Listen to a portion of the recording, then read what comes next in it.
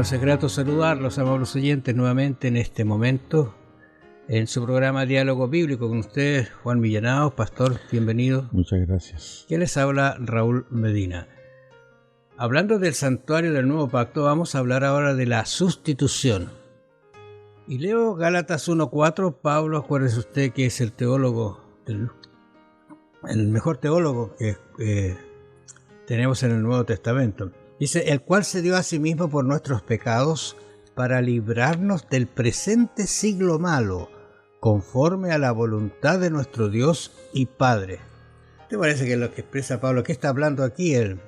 Bueno, lo interesante es que la epístola o la carta a los Gálatas es eso, una breve carta. Y nosotros sabemos que en una carta, por ejemplo, un estudiante en una X universidad, cuando le escribe una carta a sus padres, sí, a lo mejor escribe una carta cuando están de cumpleaños, pero generalmente escribe una carta cuando no tiene plata, ¿no? Y entonces manda besitos, abrazos, saludos, y uno sabe que más o menos en el tercer párrafo ahí viene la cosa, ¿eh? Papá, me quedé sin plata, mamá, estoy sin un peso. Entonces, pero lo interesante es que en esta carta, el apóstol Pablo pone quizás la declaración más equilibrada con respecto a la cruz del Calvario al comienzo. Va al corazón de la enseñanza bíblica, de la teología cristiana, va al corazón al principio, porque tú leíste Gálatas 1:4, está el capítulo 1, verso 4. Pero todo comienza en el verso 3, dice, gracia y paz sean a vosotros, de Dios el Padre, de nuestro Señor Jesucristo. Y dice, el cual se dio a sí mismo. Ahora, ¿por qué murió Cristo? Esa es la gran pregunta. ¿O qué efectos tiene la cruz del Calvario? En primer lugar, Cristo no murió asesinado, de repente así en una esquina o en una calle oscura de Jerusalén. No, dice que la Biblia que murió, dice con verso 4, conforme a la voluntad de nuestro Dios y Padre. O sea, no murió por un agente externo en forma determinante. Sí, es verdad que la vida de Pilato, de Caifás, se cruzaron sobre el cuerpo de Cristo. Pero la Biblia dice que Cristo murió conforme a la voluntad del Padre. El Padre nos dio a su Hijo. Pero lo que tú leíste dice, el cual se dio a sí mismo, es decir, el Hijo también, Él no fue arrastrado por la voluntad del Padre, sino que Él voluntariamente se dio a sí mismo. Así que murió conforme a la voluntad del Padre, se dio a sí mismo. ¿Y por qué? ¿Cuál era el problema? ¿Por qué se demandó que la divinidad se sacrificara? Dice aquí, por nuestros pecados, 1:4. Si uno... Para entender, digamos, el perdón, Raúl y estimados oyentes, primero hay que entender la gravedad de la culpa, la gravedad del pecado. Si nosotros tratamos livianamente el pecado y la culpa, entonces vamos a hacer un falso diagnóstico y vamos a aplicar una falsa solución. Pero el problema del pecado era tan grande, tan profundo, que requería la muerte de Dios. Y el Padre nos dio al Hijo. El Hijo se dio a sí mismo, dice, por nuestros pecados. ¿Para qué? Para librarnos del presente siglo malo. Otras versiones hablan de rescate, para rescatarnos. Y el rescate, como te menciono, es operado simplemente y generalmente para una persona que no tiene ninguna condición de salvarse a sí mismo. Te arrojan una cuerda, te arrojan un salvavidas, o un salvavidas te ayuda. Es decir, tú por ti mismo no tienes ningún otro destino sino morirte. Pero Dios aquí intervino en forma poderosa. El Padre y el Hijo nos aman por igual.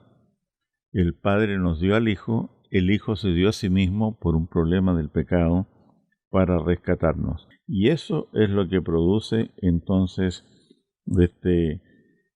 que nosotros glorifiquemos, como dice el verso 5, a quien sea la gloria por los siglos de los siglos.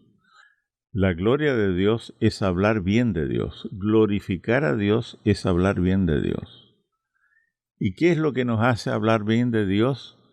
que el Padre y el Hijo nos aman por igual, que el cielo se vació en nuestro favor, y la única carta de recomendación que nosotros teníamos era que éramos pecadores. Entonces, ese es el santuario, ¿ya? El santuario del nuevo pacto no es otra cosa que esto que se une, ¿no es cierto? El pacto está unido al santuario con todo lo que implica, y el santuario está unido a los sacrificios, pero todos esos sacrificios de corderitos apuntaban a un sacrificio mayor, al Cordero de Dios que quita el pecado del mundo. Cuando uno observa estos sacrificios, decididamente no son agradables mirar qué es lo que pasa, porque es la muerte de un ser inocente, digo un ser, quizá un animalito inocente. Pero por otro lado, uno tiene que ver que la cruz sin sangre no puede salvar a nadie. O sea, Cristo cuando muere en la cruz paga el precio del pecado de usted, del mío y de toda la humanidad. Lo que falta es que uno acepte ese pago y sea librado. Por eso que si uno no acepta esta verdad, que es el fundamento de todo el plan de la salvación, está perdido.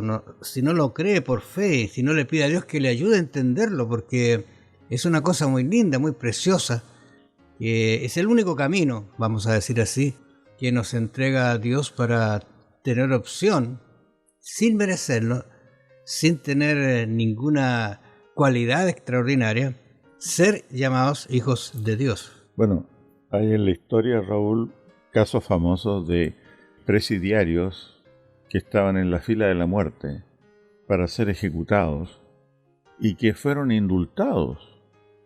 Y lo extraordinario es que el indultado no aceptó el indulto y no hubo otra cosa que darle muerte.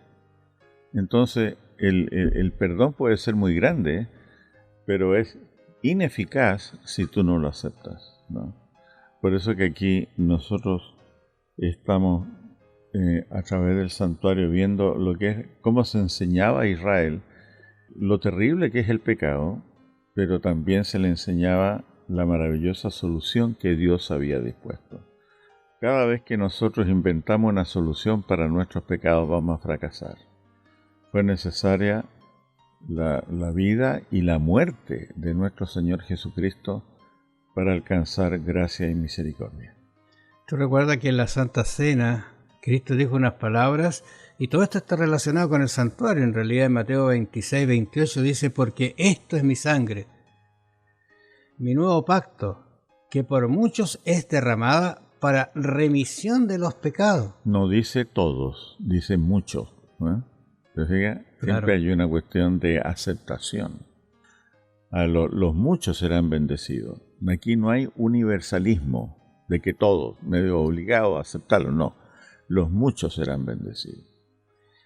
Incluso quizá construyendo o terminando nuestra parte en este momento, Efesios 2:13, o sea, la escritura del Nuevo Testamento hace mucha alusión a esto del sacrificio. Dice: pero ahora en Cristo Jesús, vosotros que en otro tiempo estabais lejos, habéis sido hechos cercanos por la sangre de Cristo. Extraordinario cómo se manifiesta en el Nuevo Testamento la relación que hay entre ese santuario, ese sacrificio y el sacrificio expiatorio de Cristo en la cruz del Calvario. Vamos a volver mañana, amados oyentes, que el Señor los bendiga.